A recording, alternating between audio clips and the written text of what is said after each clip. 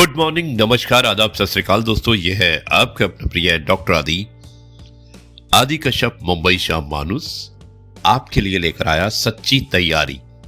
आज की कहानी का शीर्षक एपिसोड नंबर 2028। शुरुआत करता हूं इस कहानी की कुछ इस प्रकार।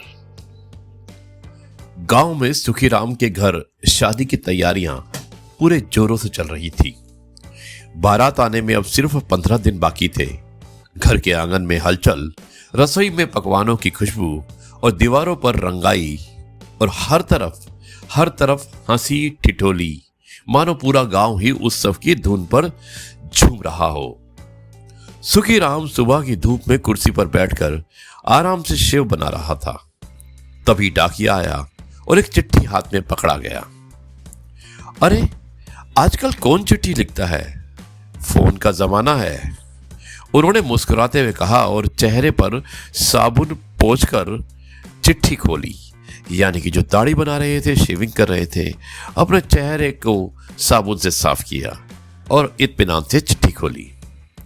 चिट्ठी उनके समधी दुखीराम की थी।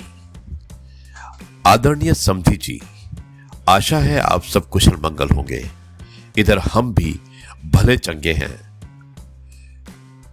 समधी जी, भारी मन से लिख रहा हूं कि ठंड काफी बढ़ रही है और हम सबको शादी कुछ दिनों के लिए टालनी पड़ सकती है। कारण गंभीर है और वो है स्त्रियों का दिल। सुखीराम ने चौंक कर दोबारा पढ़ा।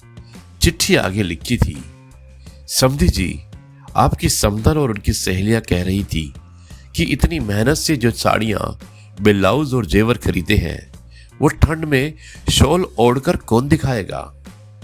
शादी सिर्फ फेरे नहीं होते समझी, ये तो औरतों का उत्सव होता है। उनका कहना है कि ये दिन उनके सपनों का होता है। वो महीनों से तैयारी कर रही हैं। अब शॉल लपेटकर वो क्या दिखाएंगी।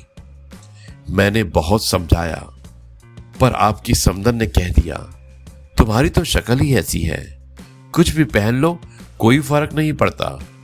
और पूरा महिला मोर्चा उसके साथ हो गया।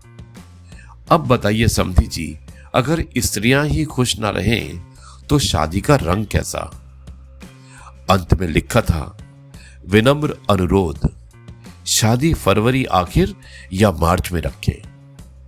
थोड़ा लिखा है पर सब समझ जाना। आपका समधी दुखीराम। सुखीराम चुपचाप चिट्ठी को घूरते रहे। शादी टलने का विचार उन्हें पसंद नहीं था, पर कारण सुनकर वे सोच में पड़ गए।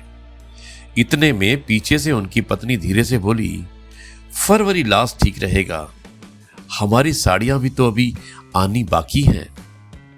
सुखीराम ने पत्नी की तरफ देखा। उनकी मुस्कान में एक सादगी भरी मासूमियत थी। वो मुस्कुराए बिना ना रह सके।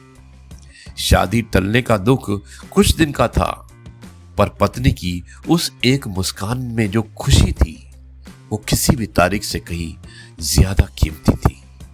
उन्हें एहसास हुआ, जीवन की असली खुशी बड़ी चीजों में नहीं, उन छोटी छोटी इच्छाओं में छिपी होती है जो हमारे अपनों के चेहरे पर मुस्कान ले आए।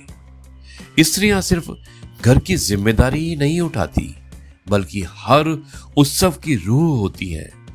उनकी खुशी ही परिवार की असली रौनक होती है। अगले दिन पूरी तैयारियों के साथ सुखीराम ने फोन लगाकर कहा, समधी जी, फरवरी लास्ट फाइनल। और उधर से ठहाकों की आवाज आई, समधी जी, आपने घर बचा लिया। उस दिन सुखीराम ने सीखा, परिवार की नींव रस्मों से नहीं, बल्कि आपसी समझ, प्रेम और सम्मान से बनती है। दोस्तों, जो प्राप्त है वही पर्याप्त है। परिवार वही सुंदर होता है जहां हम एक दूसरे की भावनाओं का मान रखते हैं। कभी कभी एक छोटी सी बात ही जीवन की बड़ी खुशी बन जाती है। दोस्तों, ये कहानी भेजने वाले थे हमारे बहुत बहुत अच्छी, बहुत परम मित्र, हमारे mentor, senior advocate Shri Virendra Pratap Srivastava, Dhirendra Pratap Srivastava rather. Dhirendra ji, आपने बहुत बहुत अच्छी कहानी भेजी है।